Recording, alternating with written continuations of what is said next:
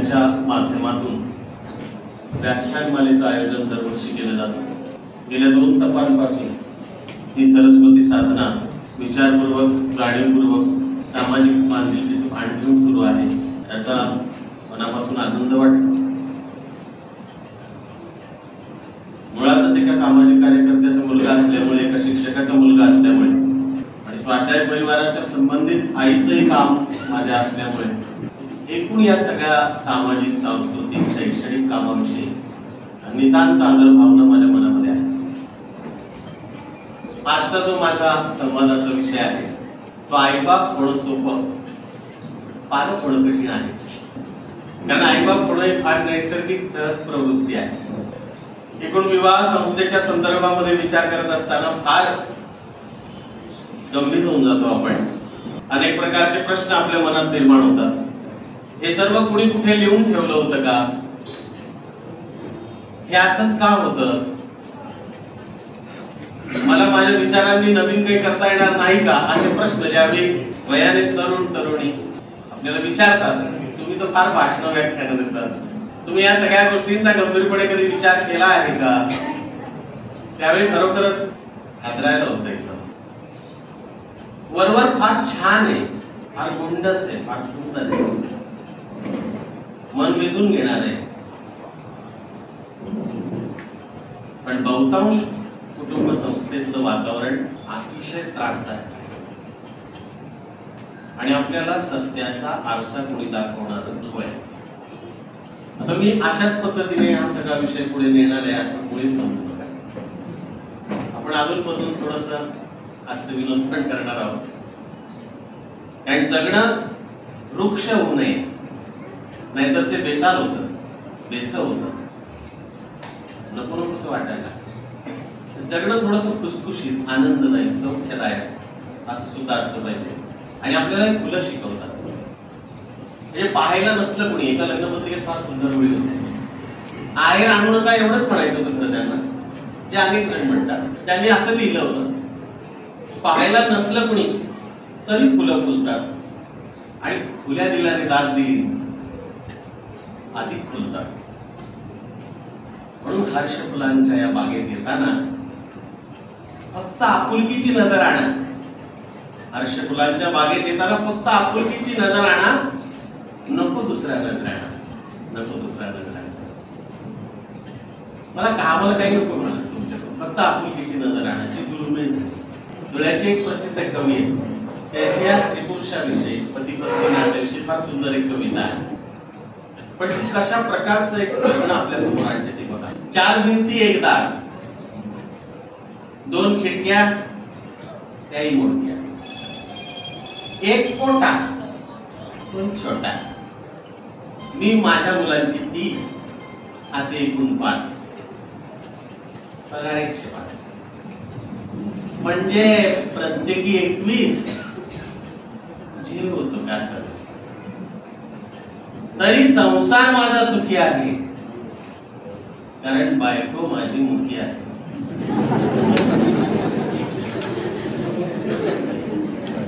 हट्ट करत त्या आणून द्या, ते आणून द्या. एखादा कवी, एखादा साहित्यिक किंवा एखादा पत्रकार, एखादा संपादक जेव्हा काही लिहून जातो ना, त्याच्या तळाशी त्याला आणखी काहीतरी वेगळं सांगायचं असतं. तो आपल्या एकूण सगळ्या जगण्यावर वेगळं भाष्य करत असतो. त्याला तेवढाच एक विनोद, खुसखुशीतपणा असं काही साधायचं नसतं, त्याच्या पलीकडे त्याला जायचं असतं. जगदीश जोगळेकरांनी ते लिहिलं, ते फार सुंदर आहे, त्याला फार मोठा गहन अर्थ सुद्धा आहे. पु ल देशपांडेंनी दिवाळी अंकात ती कविता वाचली पुण्याला आणि त्याला पत्र लिहिलं, प्रिय जगदीश, तू कवितेचा शेवट छान केलाय, मला कविता आवडली सगळी, कवितेचा शेवट जास्त आवडला. संसार माझा सुखी, कारण बायको माझी सुखी. पण माझ्या सगळ्या सांसारिक चित्रानुसार स्वतःच्या, कारण सुनीताबाई फार कडक होत्या, त्यांनी फार व्यवहारात ठेवलं फुलांना. फुला अफाट कलावंत होता, त्यांना एका मर्यादेत बरोबर आर्थिक व्यवहारात बांधून ठेवला आहे, म्हणून ते 80 लाखाच्या वर देणगी देऊ शकते. तर सुनीताबाईंचा कडक शिस्तशीर स्वभाव होता, म्हणून फुलं म्हणाले की जगदीश, ही कविता मी लिहिली असती तर शेवट असा केला असता, तरी संसाराचा रंग माझ्या गहिरा आहे, कारण मी बहिरा आहे.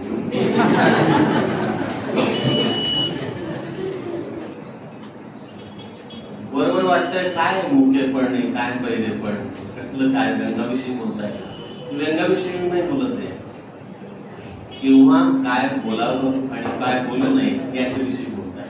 समतोल साधणाऱ्या व्यक्ती फार कमी असतात. भावना आणि विचारांचा समतोल साधणं ही फार मोठं चॅलेंजिंग जॉब, फार मोठं आव्हानात्मक काम. भावनिक असणं याच्या इतकी सुंदर गोष्ट नाही, पण भावनेच्या प्रवाहात वाहून जाणं ही सगळ्यात अवघड. एका मुलीला पाहायला पाहुणे आले, पाहायला पाहुणे येणं याविषयी पण मी बोलणार आहे. पूर्वी एक प्रसंग सांगतो. काही गोष्टी काहींना आवडतील, काहींना रुचतील की नाही मला माहित नाही, पण मी आधीच माफी मागून घेतो. अशाच ठिकाणी मुलींचा पाहण्याचा कार्यक्रम आणि वर्णन केलं, असं आहे तसं आहे आमचं, एवढी शेती आहे, एवढा बँक बॅलन्स आहे, सगळं झालं. ते मुलीकडच्यांनी पण आपलं वर्षिका दाखवायचा भरपूर प्रयत्न केला.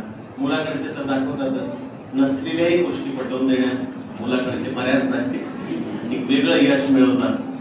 हे आपण फार जवळून बारकाईने पाहिलेलं आहे. त्याच्या झळा पण बऱ्याच कुटुंबांनी सोचलेल्या असतील, आम्ही सोचल्या. तिथेही ती चर्चा चाललेली होती. जो तो आपला अहंकार दाखवत होता. वास्तविक दोन सुंदर जीवांचं मिलन होणार आहे आणि ते पुढच्या आयुष्याची वाटचाल प्रकाशदायी करणारे, पूर्वेच्या दिशेने जाणारे, जिथे सूर्यफुलांच्या बागा आहेत, याच्याशी काही घेणं नाही. करून बैठक, चर्चा, अहंकार. मुलीचे वडील काय बोलले माहिती? काय केव्हाची बैठक चालली म्हणे सगळी, आमचा मालपा कसा आहे म्हणे. शब्द काय डेंजरस आहे नाही. मी हे उदाहरण आमच्या वाकोदला भाषण झालं, तिथे दिलं. एक शिक्षिका आल्या, 4 होत्या, 4-5 होत्या त्या भगिनी.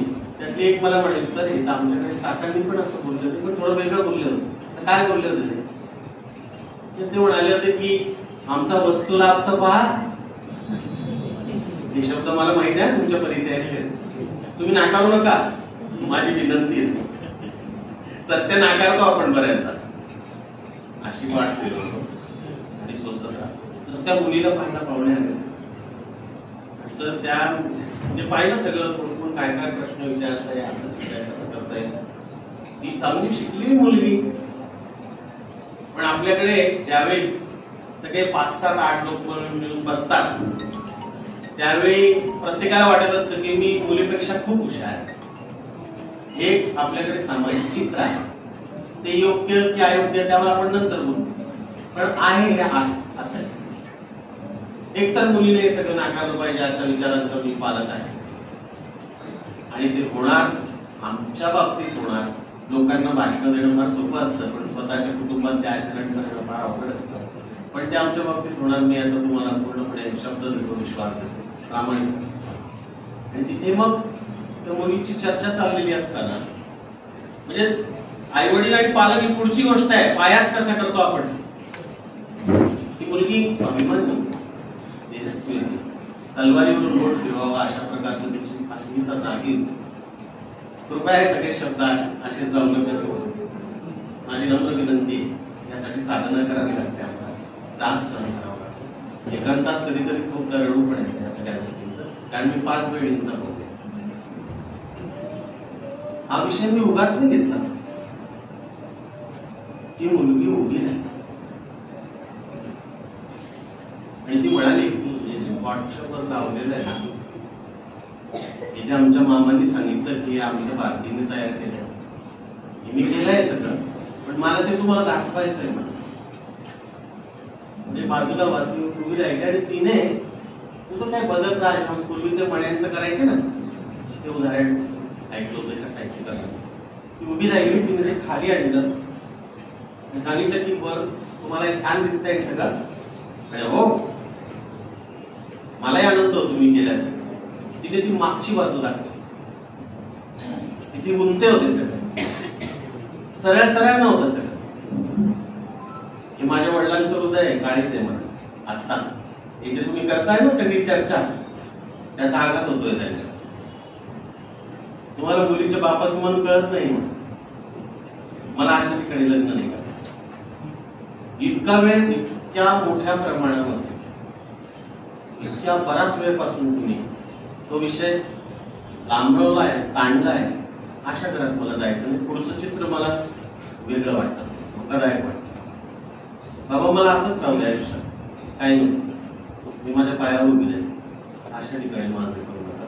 अशा मुलींची संख्या समाजात वाढणं आणि ताकदीनं त्या सक्षम होणं, किंबहुना त्या शस्त्र घेऊन सक्षम होणं, माफ करा जरा जास्त स्पष्ट बोलतोय, धारधार शस्त्र घेऊन त्या सक्षम होणं याची आज समाजाला गरज आहे.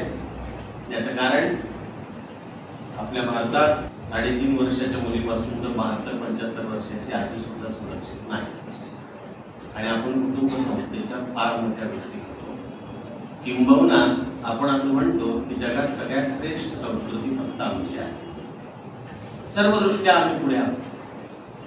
आमच्यासारखं सुंदर, आमच्यासारखं छान, आमच्यासारखं वैभवशाली, आमच्यासारखं देखणं, आमच्यासारखे ज्ञानवंत लोक, आमच्यासारखे प्रतिभाशाली लोक, या जगाला ज्ञान देणारी माणसं इथेच घडली. मान्य नाही सगळं, त्यात तुम्ही कुठे आहात? आता अशी मुलं आणि अशा मुली यांची गुणात्मक आणि संख्यात्मक वाढ होणं याची गरज आहे. फक्त आईवडील होणं याच्याने भागणार नाही, पालकत्वाकडे वळण्याची गरज आहे. हे चित्र आहे, हे चित्र आहे. काही मात्र चित्र असे आहेत जे मनाला ऊर्जा देणारे, ताकद देणारे, प्रेरणा देणारे. फक्त हे जे काही ट्रान्सफॉर्मेशन आहे, जो काही बदल आहे ना, म्हणजे परिवर्तनाची जी काही बाजू आहे ना, नुसतं आई वडील असणं आणि पालक असणं याच्यातल्या लांबी रुंदीचा भाग आणि याच्यातल्या सगळ्या शास्त्राचा भाग, याच्यातलं म्हणून एक असणार अध्यात्म आपण शोधणार आहोत, याच्यातलं म्हणून एक चांगुलपणा आपण पाहणार आहोत. आपण असं ते कलही द्यायचे ना पूर्वी भांड्याला, तसं आपण काही विषयांना थोडी कलही देऊन पाहणार. आणि आपण मग आहेत ज्यांच्या पोटी जन्माला आलो त्यांचेच मोजमाप न काढता आणि त्यांची माप न घेता किंवा तशा प्रकारची अवज्ञा न करता, चुकूनही त्यांच्याविषयी वाईट उद्गार न काढता आपल्याला काय करता येईल हा विषय आहे. आता जरा काही आई वडील होऊन बरेच वर्षे झाले असते, काहींची मुलं फार लहान असतील, काहींच्या घरात नातू छोटे असतील. मी मगाशी उल्लेख केला त्याप्रमाणे पुन्हा सांगतो, या सगळ्या सूर्यफुलांच्या बागा आहेत. या स्वच्छ सुंदर आणि पूर्वेच्या दिशेने पाहणार. त्यांच्याकडे पाहिल्यावर असं वाटतं की वाह किती छान आहे ती मुलं मुली, या उजळत्या दिशा आहेत. मग या कुठल्याही प्रकारच्या बाह्य प्रदूषणाने मलिन होणार नाही, प्रदूषित होणार नाही, काळवंडून जाणार नाही. याची जबाबदारी कोणाची? पालकांची. त्या पालकांविषयी आपल्याला बोलायचं. बहुतांश आई वडिलांच्याकडे काय असतं? एका शाळेच्या सर्वेक्षणानिमित्त आम्ही 3 शिक्षक गेलो. त्या मुलांनी रडत रडत काही गोष्टी ज्या सांगितल्या त्या अशा: आई धुणं भांडे करते, वडील पैसे हिसकावून घेतात, दारू पितात, मारहाण करतात. त्या मुलीला 94% मिळाले तथापि कारण तिची पौष्टिक आहाराची, कपड्यांची, सगळं शूज पासून सगळं अशी एक शाळा आहे आमच्या, सगळी सोय झाली, जाण्या येण्यापासून सगळं. अशा प्रकारचे आई वडील आहेत म्हणाले की वातावरण इतकं खराब आहे, माझी आई रात्र रडत राहते आणि मी तिच्याकडे पाहू की पुस्तकांकडे पाहू, अभ्यास करू की काय. आता आपण असं म्हणतो की हे दारू पिणाऱ्यांच्या, व्यसनी लोकांच्या आणि अशा प्रकारच्या लोकांच्याच घरातलं चित्र आहे. पण प्रामाणिकपणे विचार करून, आत्मपरीक्षण करून, स्वतःच्या आत डोकावून एक प्रश्न हाही विचारूया. तुमच्या आमच्यापैकी बऱ्याच जणांच्या घरात पण बऱ्याचदा आईवडिलांच्या वादविवादामुळे, नासमजदारीमुळे, सामंजस्य नसल्यामुळे फुलासारखी उमलणारी मुलं मोजून जातात, कोमेजून जातात आणि एकांतात जाऊन बसतात. आणि मग मोबाईल किंवा इतर अशा काही प्रकारच्या गोष्टी की ज्या आपल्याला माहीत असतात किंवा आपल्याला माहीत असून आपण दुर्लक्ष करतो, तर कळत न कळत वेगळ्या मार्गाला लागतात. असे अनुभव बऱ्याच जणांचे आहेत. आमच्याशी कसंही पालक मोकळेपणाने बोलतात, कन्फेक्शन देतात, मान्य करतात, आम्ही काही बाबतीत चुकलोय, काही अजिबात मान्य करत नाही. याच्या उलट काही पालकांचं मला सांगायचं आहे तुम्हाला. आई वडील आणि पालकातला फरक तुम्हाला मी जे उदाहरणं देणार आहे त्यातून आपोआप रिअलाइज होईल, आपोआप कळेल, आपोआप समजेल. आणि मी काही पूर्णपणे 100% परफेक्ट पालक नाही बरं. मी नाही, ती पण नाही, माझी जी पत्नी आम्ही नाही, पण प्रयत्न सुरू आहे आमचा. आणि माझी लहान मोठी मुलगी तर बाहेर आहे, मी तिच्याविषयी बोलणारच आहे तुमच्याशी. पॅरिसला आहे, मोठी स्कॉलरशिप मिळून गेली. लहान इथेच आहे अजून विचार करतोय आम्ही की आपल्याला आणखी जास्त चांगलं कसं राहता येईल, आणखी कसं चांगलं वागणं बोलणं सुधारवता येईल. आपल्या स्वतःला आधी बदल केला तर लोकांना पाठवून देण्यात अर्थ आहे. नाहीतर काय लोकांसारखे ब्रह्मज्ञान, स्वतः कोरडे पाषाण. हा, अर्थात एक चांगल्या आई वडिलांच्या चांगल्या संस्कारामुळे व्यसन नाही काय. तर मी मुद्दा मग अशी म्हणताना एक उदाहरण देतो. काही पालक कसे असतात ते मला म्हणाले, आमचा मुलगा लहानपणी फार जिज्ञासू होता, म्हणे तो बहुतेक शास्त्रज्ञ होईल. म्हटलं कसं काय हो? कोणतंही नवीन खेळणं आणा म्हणे, फोडतो हे चालतं कस काय मध्ये पहा, ते नंतर चालतच नाही म्हणे, जॉईन पण होतो. अवघड विषय म्हटला. पण हा मुलगा जो होता ना 2री 3रीला, तेव्हा 4थीत गेला, तेव्हा ते ऐकण्यासारखं आहे. आमच्यातल्या एका जिज्ञासू शिक्षकाने विचारलं की मुलांना असं काय आहे तुम्हाला वाटतं की जे तुम्हाला जाणवतं, तुम्ही पाहिलंय पण तुम्ही अजून सांगितलं नाही कोणाला, लिहा ते कागदावर. कोरे कागद वाटले सगळे. 4थीच्या मुलाने काय केलं बघा, म्हणाले की मी जेव्हा पप्पांबरोबर जातो बाहेर, काही वेळा घरी येताना गाडी बंद पडून जाते स्कूटर. म्हणजे पप्पा काहीतरी खटपट करतात, पॉपवर करतात. म्हणून विचारतो घरी जाणार नाही का आता गाडी? अरे जाईल बेटा म्हणे, रिझर्व केली आता. म्हणजे काय म्हणे, थोडं पेट्रोल शिल्लक आहे, उद्या ऑफिसला जाताना भरून घे. अच्छा, ते समजण्याची पुढे का ती रिझर्व, ते वेळेवर आपल्याला मदत करतं का? मी असा विचार केला होता म्हणे त्यावेळी. पण माझा रिफिल पेन जेव्हा संपत येतो ना म्हणे, त्या रिफिलला पेनाला सोय नाही रिझर्वची. ती जर सोय असती तर फार बरं झालं. मुलं खास असतात, बेस्ट, फार छान असतं. काही पालक मी असे पाहिले, अहो सर आमच्या मुलांचं बोलणं सुस्पष्ट आणि छान झालं पाहिजे. वाटतं आम्हाला की त्याने इतकं अस्खलित, इतकं छान विचारांचं सगळं चांगलं बोललं पाहिजे. म्हटलं तुम्ही असं कॉम्प्लेक्स बाळगून येतात, कारण बऱ्याच लोकांना न्यूनगंड असतो आहे, विनाकारण असतो, काही ठेवण्याचं कारण नाही. मग त्यांना अथर्व शीर्ष म्हणायचं. अथर्व शीर्ष त्या मुलांनी खूप चांगल्या पद्धतीने आणि खरोखर त्याचे रिझल्ट खूप चांगल्या प्रकारे मिळाले. बऱ्याचदा सुभाषित, चांगल्या प्रकारचे कोटेशन्स, छोट्या छोट्या गोष्टी या मुलांच्या वाढविकासाच्या टप्प्यामध्ये महत्वपूर्ण ठरल्या आहेत, असा एक शिक्षक आणि पालक म्हणून माझा स्वतःचा अनुभव आहे. माझ्या वैयक्तिक एका अनुभवाकडे जातो, नंतर मी माझ्या लेकीच्या संदर्भात बोलणार आहे. ती लहान होती त्यावेळी मला असं वाटायचं की परंपरेने जे काही तिला दिलेलं आहे त्यानुसार तर तिचे विचार पण चांगले असतील, पण तिने शाळेत जर भाषण केलं एखादं किंवा निबंध लिहिताना वेगळं लिहिले, 4 गोष्टी जरा आल्या त्यात चांगल्या, बरं होईल असं मला असं वाटायचं. आमचे एक मित्र आहेत म्हणजे, त्यांचं एक कुतूहल नावाचं एक पुस्तक आहे, मी ते हुडकून काढलं. मी विचारलं आमच्या काही शिक्षकांना या बाबतीत, ते पण जाणकार होते. तुम्ही कुणाच्या सहवासात राहता याला फार महत्व आहे. सहवास फार मौलिक आहे आयुष्यात. ते जाणकार होते. ते मला म्हणाले की कुतूहल मध्ये जासं तिथे काही मुलांच्या दृष्टीने चांगली पुस्तकं असतील. तुम्ही तपास केला तर दूरदर्शनवर जे अनंत भावे बातम्या द्यायचे ना, त्यांची पुस्तकं होती सर. आणि ती मग मी लहानपणी घरी तिच्याशी शेअर करायचो, तिच्याशी बोलून हे करायचो. आता साधा सफरचंद हे आपण शब्द म्हणतो ना, तर भावेंनी मुद्दाम लहान लेकरांच्यासाठी लिहिलेल्या कवितेत त्याला सफरचंद फला जोडलाय. सफरचंद सफरचंद वगैरे. आणि एकीकडे असं म्हटलंय की हसणारा सहज हसत हसत जातो डोंगर चढून, रडणारा तिथेच बसतो अडून. आणि शेवटी म्हटलं होतं की रडणाऱ्याचं एकच दुखणं, रडणं रडणं रडणं. कुठेतरी तर जाऊन बसला असेल. रडणं एवढं चांगलं नसतं म्हणून, निराश होणं एवढं चांगलं नसतं म्हणून, हसणं भारी असतं. त्या लेकीच्या मनात कुठेतरी तर एक बीज केलं असतं असं मला वाटतं. बीज अंकुरे अंकुरे उद्या मातीच्या कुशीत, कसे रुजावे बियाणे माळ राणी कडतात. सोपं नसतंय. काही पालक असे पाहिले आहेत की आम्ही रोज जेवताना शेतकऱ्याला आधी वंदन करतो, कृतज्ञता, बाबा तू पुन्हा तानात राबतो तेव्हा आम्ही इथे एसीत बसू शकतो आणि तेव्हा आम्ही काहीतरी करू शकतो. एक दाणं पेरल्यावर हजार दाणे निसर्ग आपल्याला देतो, निसर्गाचं, त्या पर्यावरणाचं, त्या शेतकऱ्याचं आणि आपल्यासाठी जे जे म्हणून कष्ट घेतात त्या सगळ्यांचं आपल्या माथ्यावर ऋण आहे.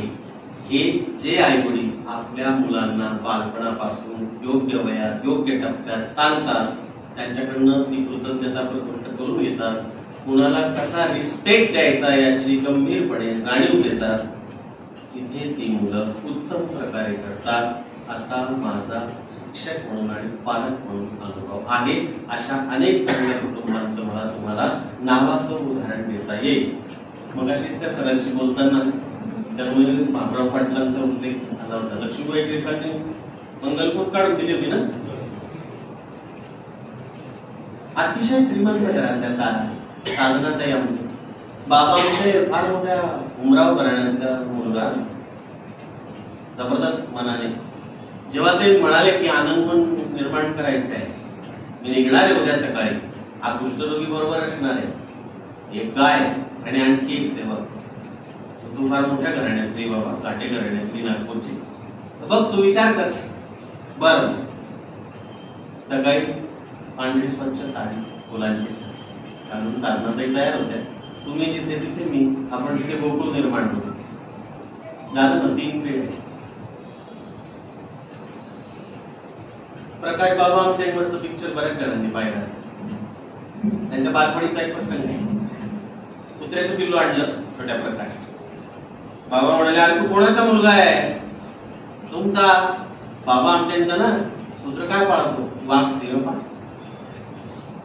खरंच वाघ सिंह ना त्यांच्याकडे. हेमल कशाला आपल्यापैकी बरेच जण गेले असतील. आणि परवा मी त्यांचा एक इंटरव्ह्यू पाहिला. पालकत्व सुजाण पालकत्व दोघं बरोबर शिकले आहेत बरं, प्रकाश आमटे आणि मंदाताई. आणि विचारपूर्वक झालेलं लग्न आहे. आयुष्य विचारपूर्वक जगलेली माणसं आहे.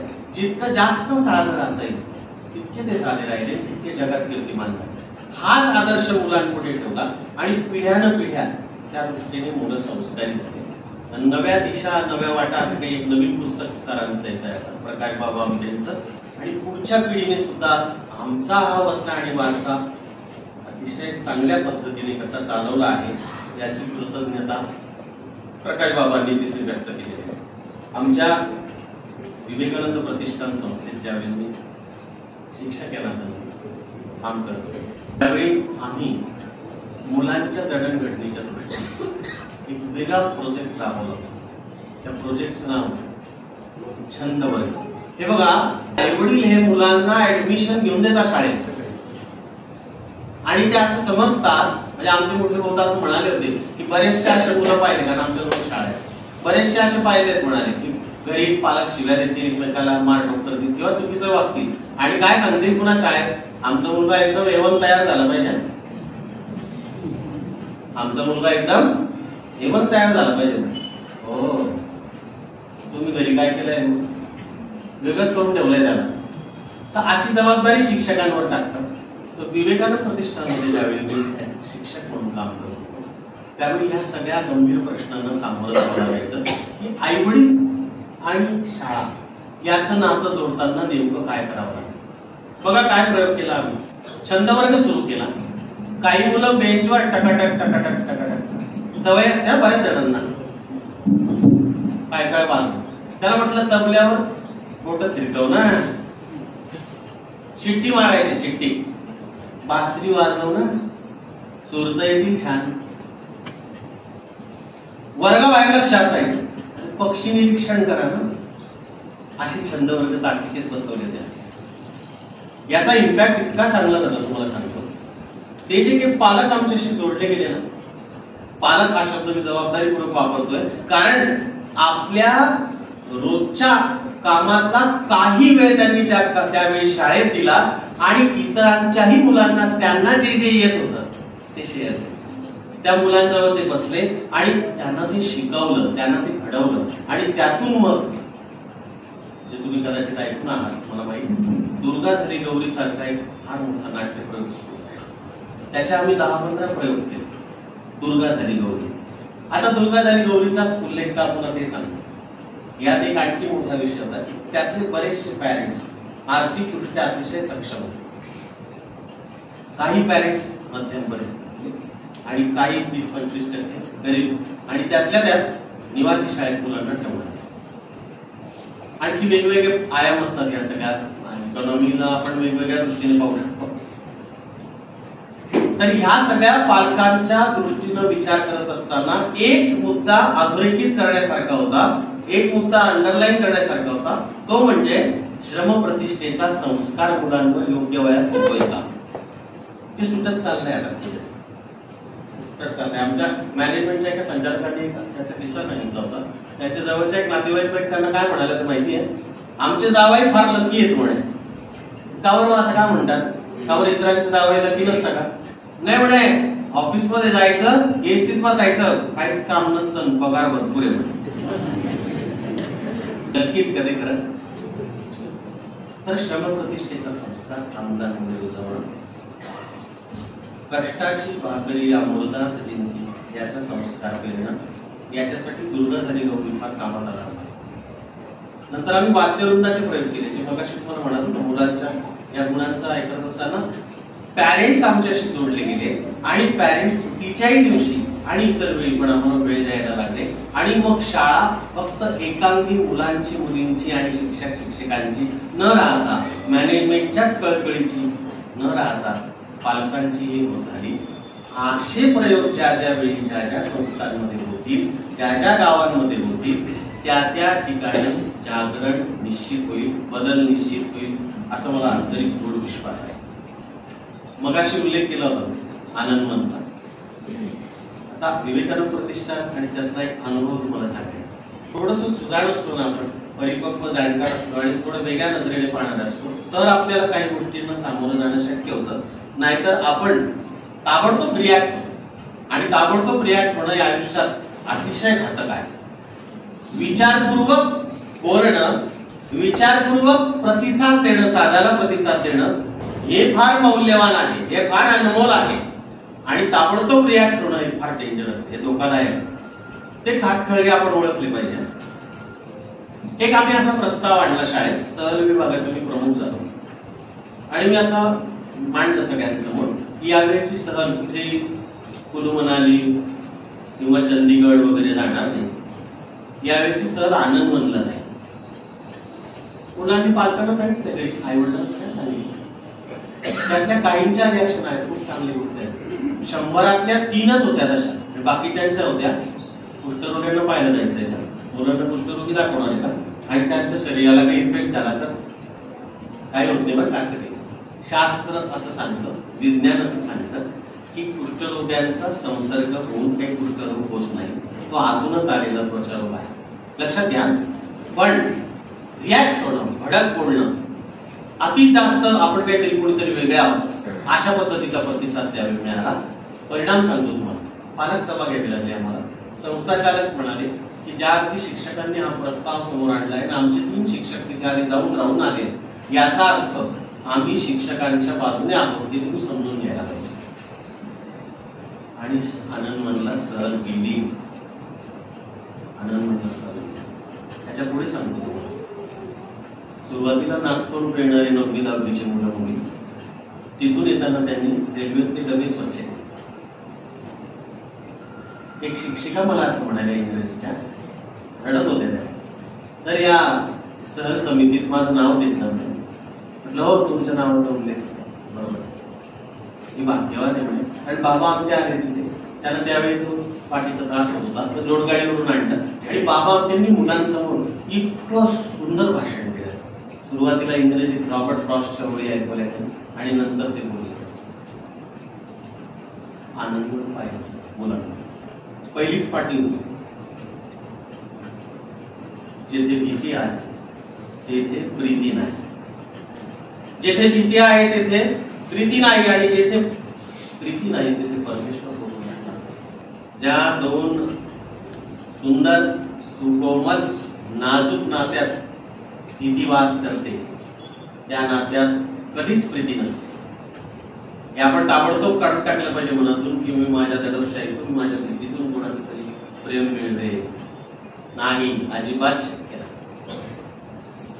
कोणत्याही पातळीला तुम्ही करून पहा प्रयत्न फुल होण्यासाठी, कुठेल ती विखरून जाईल. एक फार चांगली कविता या संदर्भात मी आणली, ती मुलांच्या संदर्भात, प्रेमाचं पांघरून जातं या विषयावरची. पण लाडवू नका किंवा त्यांचा सुरवंटाचा कोश ज्याचा त्याने फोडला पाहिजे. तसं प्रेम हे त्या नाजूक फुलासारखे. पुढची पाठी होती, गुलाब देणाऱ्या हातानं सुगंध चिकटल्याशिवाय राहत. काय काय एक एक वचन आहे बघ. स्वतः आधी काम केलंय. दान नादान करतं, काम मोठं करतं.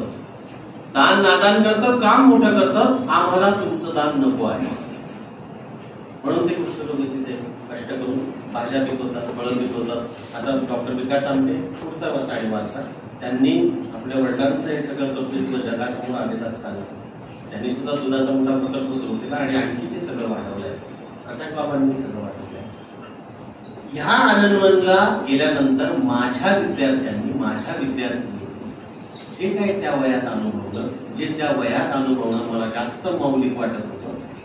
एक शिक्षक म्हणून, एक शिक्षक हा एक उत्तम पालक असला पाहिजे. तो जितक्या आपल्या आई म्हणजे आपल्या लेकरांवर प्रेम करतो ना, बाप म्हणून, आई म्हणून, तितकाच तो वर्गात गेल्यानंतर आपल्या मुला मुलींवर इतकंच प्रेम करत असेल तर तो खरा शिक्षक असं माझं. कधी कधी मलाही पालक म्हणून कठोर भूमिका या बाबतीत घ्यावी लागली. माझ्या मुली शिकत असताना माझी जी मुलगी आहे तिच्या संदर्भात गोष्ट सांगत असतात. एक आपल्याकडनं असं बऱ्याचदा होतं का, पहा बरं मनातल्या मनात आमच्याकडनं सुरुवातीला व्हायचं, कारण माझ्या आधीच्या पिढीत मी ते पाहिलं आणि अनुभवलं. आपण बऱ्याचदा इतर मुला मुलींचं इतकं कौतुक करतो, इतकं जवळ देतो त्यांना, तितक्या तुलनेने आपल्या मुला मुलींविषयी मोकळे नाही होत, तेवढे अप्रिसिएशन नाही करत, कुठेतरी राहून जातात आणि त्यांच्या मनात एक मग कळत न कळत ती भावना बीज रूपाने वाढत जाते. असं होतं का, पहा होतं बरं काही वेळ. आणि हे घातक आहे पुढच्या पिढीचं. म्हणून मी काय करायचो की जेव्हा मी वाचलं याच्या संदर्भातली उदाहरणं आणि त्याचे होणारे परिणाम आणि मग आई बापांविषयी मुलांच्या मनात नफरत होणे, दुरावा होणे, द्वेष होणे आणि तो पुढे कधीतरी रिॲक्ट होणे, निघणे. पाहतो ना आपण समाजात काय होतं. आई बापाला मारणारे मुलं, पेन्शनसाठी डिस्काउंट देणारे, तिचे पैसे त्यांचे पैसे डिस्काउंट देणारे, वडिलांना आणि आईला बाहेर हाकून देणारे पण आहेत. दर रविवारी सुट्टीच्या दिवशी मी हिला म्हणायचो नेहमी, तू कोणी गेस्ट आले का, खूप चांगले जे मी काही इंदोरून बोलून काय काय फिरणं खूप होतं, पेस्ट आणले ते टाकते आणि ते पाहुण्यांना छान स्वादिष्ट भोजन, श्रीखंडपुरीचं जेवण, चांगली गोष्ट आहे म्हटलं. हा आपला डोळ्याचा संस्कार आहे, हा पुढे नेलाच पाहिजे आपण.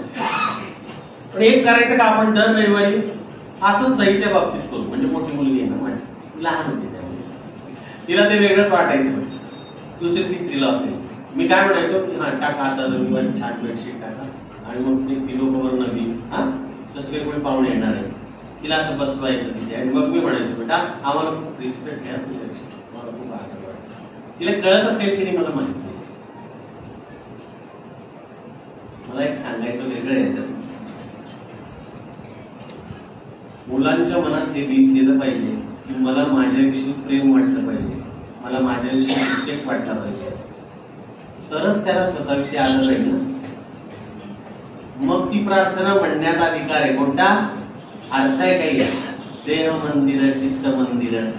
केव्हा स्वतःविषयी नितांत आदर असेल तर ना, तो केव्हा जपेल स्वतःला, जेव्हा त्याला आदर असेल, स्वतःविषयी प्रेम असेल, मग तो वाहून जाणार नाही. परिस्थिती कोणत्याही पद्धतीचं रूप घेऊन, रावणाचं मायावी रूप घेऊन त्याच्या समोर येऊ द्या भविष्यात, म्हणजे नाही मला माझ्याविषयी रिस्पेक्ट आहे, मी ढळणार नाही, मी वाहून जाणार नाही, याचा संस्कार, याचा एक खोलवर इम्पॅक्ट आपण आपल्या लेकरांवर करणं गरजेचं आहे.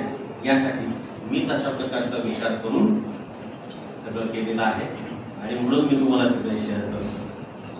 मुलं आपलं ऑब्झर्वेशन करतात हे मी मगाशी म्हणतो. निरीक्षण ही सगळ्यात मोठी शक्ती आहे हे आपण लक्षात घेतलं पाहिजे. म्हणजे आदरणीय डॉक्टर भालचंद्र नेमाडे सरांचं ज्यावेळी मी इंटरव्ह्यू घेतला मुलाखत, त्यांना असा प्रश्न विचारला. लोक असं म्हणतात की बहिणाबाई अडाणी होते, बहिणाबाई चौधरी निरक्षर होत्या, शाळेत गेल्या नव्हत्या.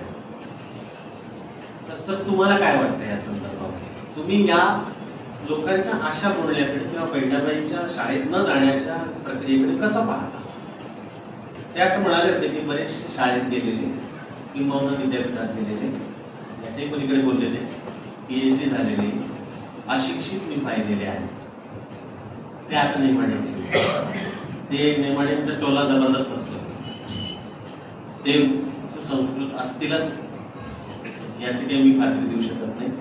असे मी बहुतांश पाहिलेले आहेत. आणि मग पुढे बहिणाबाईंच्या निरीक्षण क्षमतेविषयी, अवलोकनाविषयी आणि बारीक गोष्टी टिपून त्या मिस्किलतेने कधी कधी आणि कधी अतिशय गंभीरपणे त्या कशा व्यक्त व्हायच्या याविषयी ते जे काही बोलले इतकं अप्रतिम आहे, इतकं सुंदर आहे, मुळातून ऐकण्यासारखे. तुम्ही ते जरूर पहा.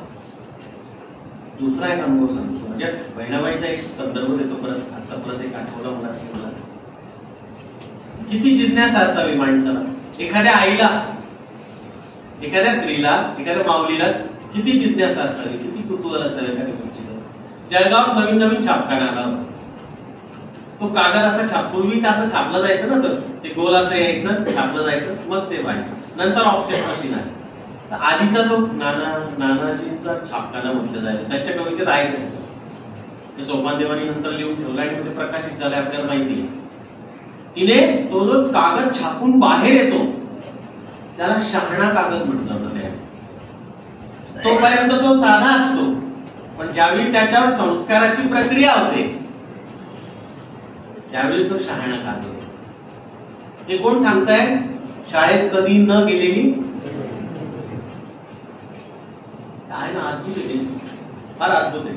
अशा प्रकारचं मार्मिक निरीक्षण असणं कमी लोकांना. आमच्या मुलांच्या संदर्भातला एक अनुभव सांगतो. आनंदला आम्ही गेलेलो असताना त्या मुलं बघा चेहऱ्यावर आपल्या हास्य आणि टवटवीतपणा असताना आई वडील बरेचदा काय करतात, आपलं दुःख, आपल्या वेदना, आपले प्रॉब्लेम, आपले प्रश्न जे काय असते सामाजिक, आर्थिक, नातेवाईक फलाणं वलाणं, मित्रांकडून दुखावलं जाणं वगैरे बऱ्याचदा घरात काढतात. त्याचा राग घरात निघतो कळत न कळत. आणि त्याच्याने मग मुलांवर पण ते मुलं पुढचा वसा चालवतात, मग ते पण आपला राग बंदेवी बंद्या ठिकाणी काढतात आणि ती परंपरा सुरू राहते. पण आपण जर पथ्य पाळलं, स्वास्थ्यासह आपला प्रफुल्लित आणि छान चेहरा ठेवला, टवटवीत, बघा फार जड नाहीये सगळ्या गोष्टी, प्रयत्न करून पाहू आपण, तर मुलांना एक प्रसन्न आणि आनंदी राहण्याची सवय लागेल असं मला वाटतं. आणि जर आपण कायम दुर्मुखलेलो असलो, आसावलेलो असलो, कंटाळवाणे शब्द वापरणारे असलो, तर मुलांच्याही मेंदूवर त्याचे शहाणा कागद जसा तो प्रिंट होतो तसं ते हे वेगळा कागद प्रिंट होतो आणि तो इम्पॅक्ट जाऊन बसतो. मुलं पण दुर्मुखलेले असतात. एक सांगतो तुम्हाला, खोटं बोलण्याची खूप जास्त सवय इतर आई वडिलांमध्ये असते, ती मुलांमध्ये. ते एक उदाहरणे नागरिक तयार. तिचा जो मुलगा आहे तो पुरुष म्हणून चांगला घडला आणि म्हणून तो मग पुढे कुटुंबात, समाजात आणि तो जिथे जिथे कुठे जाईल त्या ठिकाणी त्याचा म्हणून एक संस्कारशील ठसा उमटवू शकेल. आपल्या लेकरांकडून आपल्याला खूप अपेक्षा असतात, पण त्या अपेक्षा बऱ्याचदा पैशांच्या बाबतीत असतात. असंच एक बहुतांश कुटुंबामध्ये आढळून येतं. याचं कारण आपण जास्तीत जास्त श्रीमंत जी मुलं आहेत, जी माणसं आहेत, त्यांच्याकडे पाहत असतो. पैशाकडे आपण शाश्वत म्हणजे संपत्ती आहे ना, ती कायमस्वरूपी नाहीये, ती येणार आणि जाणार आहे. आणि त्याच्याकडे एक चांगलं मूल्य म्हणून पाहायला शिकलं पाहिजे. पैसा हा काही सर्वस्व नाही आयुष्याचा. पैसा खूप मोठी भूमिका बजावतोय, मान्य आहे. बऱ्याचशा घरामध्ये आई वडिलांकडनं जे काळातंत्र तुटतं आणि ते पालकत्व राहून जातं, त्याला एक फार मोठा राक्षस गिळणारा पैसाच आहे. पैशाचे म्हणून असणारे प्रश्न आहेत, हे सुद्धा आपण गांभीर्याने विचारात घेतलं पाहिजे. पण म्हणून पैशासाठी जर आई वडील कोणताही वाममार्ग पत्करत असतील तर मात्र आपण चांगला मुलगा चांगली मुलगी घडवू शकणार नाही. ज्याच्यात सज्जनत्व नावाची गोष्ट नसेल,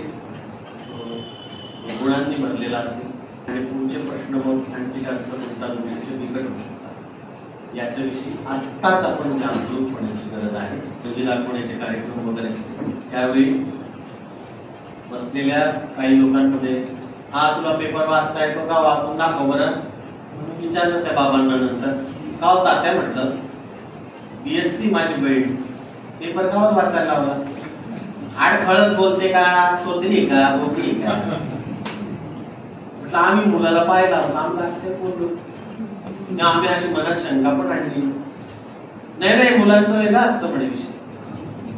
हो तात्या वय 72, 73 मध्ये 72 काय वय वाढलं म्हणजे समज वाढली का? वय वाढलं म्हणून ती माणसं मान देण्याच्या योग्यतेची आहेत का? पुढच्या पिढीला शिकवलं पाहिजे आपण. अशांना अजिबात आदरपूर्वक वागवू नका. भले तुम्ही तोंडावर त्यांना वाईट म्हणू नका, मागूनही त्यांच्या गॉसिपिंग करू नका, वाईट चर्चा करू नका, पण त्यांचा अजिबात रिस्पेक्ट करू नका. जी माणसं जे बोलतात, जे वागतात, जे कृतीने सिद्ध करतात, त्यांच्या विषयी आपण आदर बाळगला पाहिजे. असं आपण मुलांना जेव्हा सांगतो तेव्हा ते खरं सुधारण पाहण्याचा प्रयास मला वाटतं. पाहायला पाहुणे आल्यानंतर तुम्हाला सांगतो सर, इतकं भयानक असायचं. 10-11 लोक येणार, सगळे अर्थात दाने दाने पे लिखा है खाने वाले का नाम, तो काही प्रश्न नाही आहे. ती माझी माऊली आई एवढ्या सगळ्यांचं ते करून ज्यावेळी ती रात्री विश्रांती घ्यायची ना, मी पाहिलंय अशी सारखं पडतो ना दिवसभरचं राबून सगळे कामं करून, त्यावेळी मी मला डोळ्यात अश्रू यायची. मी म्हणायचो की मला जर मुली झाल्या ना,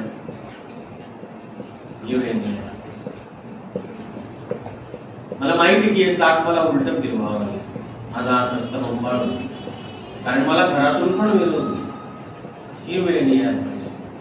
कारण वाईट दाखवण्याची गोष्ट नाही. आता मला एक सांगायचंय तुम्हाला, माझ्या मुलीला इरॅस्मस मुंडस स्कॉलरशिप मिळाली. एक शास्त्रज्ञ म्हणून ती काही सुरुवातीची पायाभरणी असते, त्या दृष्टीने त्या संस्थेने युरोपमध्ये ती करून घेतलेली आहे. त्याचा एका मोठ्या कंपनीत नोकरीला आहे. आता तिचं 23 वय, पुढच्या वर्षी 24, जेव्हा ती लग्नाची वेळ, वय वर्ष 73. कोणते तात्या तिला म्हणती लोकमत वाचून दाखवली. तिचं रिसर्च पेपर वाचते, तात्यांना समजणार नाही.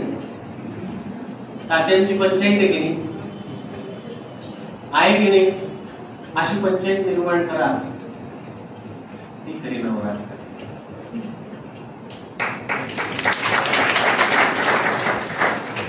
पुरुष सत्ताक पद्धती नाकारा, मुलांना नाही म्हणा. आम्ही तुझ्यासाठी साधन नाही, मला स्वतःचं व्यक्तिमत्व आहे. माझ्यामध्ये जे काही गुण असतील त्या बळांवर मी मोठी होईल. त्याचा अर्थ मी मुलांच्या विरोधात फार प्रेम घालतात. मुलांनाही शिकवलंय ना वर्गात, त्यांच्यावर बापासारखं प्रेम पण केलंय, त्यांच्या सुखात सुखी झालोय. एखाद्या स्पर्धा किंवा अशा वक्तृत्व वर्ग स्पर्धेत त्याने भक्कम तयारी करून पण यश नाही मिळवलं होतं. त्याच्या डोळ्यात आले असतो तसे माझ्या आधी आले. असं होतं काही वेळ. आपण काही मुलांचा द्वेष नाही करत. हा कळकळीचा विषय बरं, हा भाषणाच्या आतषबाजीचा नाही, हा टाळ्यांचा विषय नाही, हा माझ्या प्रसिद्धीचा विषय नाही, हा आतडं तुटणारा विषय आहे, हा काळीज तुरतडणारा विषय आहे, हा घायाळ करणारा विषय आहे, हा डांबून ठेवणारा विषय आहे, हा अनेक आत्म्यांना बर्बाद करणारा विषय. आणि म्हणून हा विषय कळकळीने गावागावात आपण नेला पाहिजे की आईवडील होणं सुरू पाहिजे, पालक होणं पाहिजे. सुखा मागे धावता धावता, बघा, सुखा मागे धावता धावता विवेक पडतो गहाण, पाण्यात राहू नये मग माशाची भागत नाही तहान. स्वप्न सत्यात आणता आणता दमछाक होते खूप. वाटी वाटीने ओतलं तरी कमीच पडतं तूप. बायका आणि पोरांसाठी चाले म्हणे हा खेळ. बायका आणि पोरांसाठी चाले म्हणे हा खेळ. पैसा आणून होतेन घरात, माझा मागू नको वेळ. मागू नको वेळ. मला वेळ नाहीये, तुमच्यासाठी नाहीये, बाकी दुनियादारीसाठी आहे. करिअर करता करता जगायचे जमेना तंत्र. करिअर करता करता जगायचे जमेना तंत्र. बापाची ओळख मुले सांगती, हे आमचं पैसा छापणारं यंत्र. चुकून सुट्टी घेतली तर, अशा आदरणीय बापाने चुकून सुट्टी घेतली, चुकून सुट्टी घेतली तर हा पाहुणाच असतो स्वतःच्या घरी. 2 दिवस कौतुक होतं, नंतर डोकेदुखी झाली. त्याला सुस्त चोचले नावाचा एक प्रकार. मुलंच मग विचारू लागतात, बाबा अजूनही का हो घरी? बाबा अजूनही का हो घरी? त्यांचाही दोष नसतो, त्यांना सवयच नसते मुळी. क्षणिक अवदासीन्य येतं पण पुन्हा सुरू होतं चक्र. क्षणिक अवदासीन्य येतं पण पुन्हा सुरू होतं चक्र. करिअरचं दळण दळता दळता स्वास्थ्य होतं कमी. सोनेरी बेली वाढत जातात घराभोवती वेढलेल्या. सोनेरी बेली वाढत जातात घराभोवती वेढलेल्या. आतून मात्र मातीच्या भिंती कधी न सारवल्या. सगळं काही पाहता पाहता आरशात पाहणं राहून गेलं. आरशी सोयीने विकत घेत होतो, ज्याच्यात मी छान दिसेल तोच खरा असा. बाकीचे लबाडेत म्हणे, खरं बोलतात ते नको आम्हाला. सगळं काही पाहता पाहता आरशात पाहणं राहून गेलं. सुखाची तहान भागता भागता समाधान तर केव्हा दूर पळून गेलं. मुलांकडे लक्ष द्यायचं म्हणजे लाडून लाडून डोक्यावर बसून ठेवायचं असं नाही, नाहीतर ते डोक्यावर कांड करतात आणि सगळाच प्रॉब्लेम क्रिएट होतो. प्रत्येक गोष्टीचा भावना आणि विचार याचा बॅलन्स, हे मी मगाशी विनंती सांगितलं. प्रेमाचं पांघरून घाला पण दृष्टीचं काढा. आळीचा कोश आळीनेच फोडावा. प्रेमापोटी मदत म्हणून दुसऱ्या कोणी फोडला तर आतलं फुलपाखरू कधी सोडायचं. शाळेत सोडण्यापासून प्रोजेक्ट करण्यापर्यंत, शाळेत सोडण्यापासून प्रोजेक्ट करण्यापर्यंत, मुलगी शोधण्यापासून. आम्ही येणार तुझ्यावर, काय मिरवून घेतात अवघड. शाळेत सोडण्यापासून प्रोजेक्ट करण्यापर्यंत, मुलगी शोधण्यापासून पुढं त्यांची मुलं सगळ्यांपर्यंत, मुलांच्या सगळ्याच लढाया आपणच लढू. चटके बसल्याशिवाय, हा काय काय एक एक शब्द किती मार्मिक. चटके बसल्याशिवाय, अपमान पचवल्याशिवाय वाढ अपुरीच राहते. चटके बसल्याशिवाय, अपमान पचवल्याशिवाय वाढ अपुरीच राहते. आयत्या सुखाला किंमत नसते, स्वकष्टाची भाकरीच गोड लागते. शिक्षण द्या, संस्कार द्या, अडचणीला कधी कधी आधारही द्या. अडचणीला कधी कधी आधारही द्या. पण आयुष्यभर मुलं बसून खातील इतकं मागे ठेवू नका. अति प्रेम पंगू बनवतं, खूप पाणी रोग कुजवतं. खूप पाणी रोग कुजवतं. उद्याची सगळे या भारत मातेची लेकरं सुंदर व्हावी, छान व्हावी, त्यांची जडणघडण छान व्हावी, त्यांच्या दर्जेदार सकस आणि उत्तम प्रकारच्या विचारांनी अशा आई वडिलांच्या हातून ती घडावी. त्या आईवडील पालक म्हणून असतील आणि त्या मुलाला केवळ त्या आपल्या गल्लीचाच प्रमुख न बनवता किंवा आपल्या टाकूचाच कोणीतरी नेता न बनवता, तर किंवा त्याला असं विश्व कुटुंबकम जे म्हटलं गेलं आहे ना, त्याला विश्वाचा एक नागरिक, जगात तो कुठेही गेला तरी किंवा ती कुठेही गेली तरी एक सभ्यतेने स्टँड व्यवस्थित, आणि त्याच्यामुळे किंवा तिच्यामुळे जगातल्या आणखी चांगल्या 10 गोष्टी घडतील. अशा प्रकारची मुलं घडावी हे या निमित्ताने सांगतो. थांबतो. मला श्री छत्रपती शिवाजी वाचनालय साक्री यांनी आमंत्रित केलं, प्रेमाने साथ घातली. पण तुम्ही सगळ्यांनी एक माझी विनंती आहे, आज ज्ञानेश्वर शेंडेंनी फक्त धाडस केलं आपल्यापुढे 4 शब्द बोलण्याचं, असं समजून मला माफ करा. मला माझ्या अनुभव आणि या सगळ्या गोष्टी शेअर करायच्या होत्या प्रांजळपणे, आणि मी गावोगाव ही गोष्ट नेणार आहे. पणती जपून ठेवा अंधार पार झाला. आपल्या मुली पणती आहेत, मूळ विषय हाच होता. पणत्यांना आपण जपलं नाही, फार गंभीर प्रश्न निर्माण होते. संपूर्ण करत नाही तुम्हाला धन्यवाद.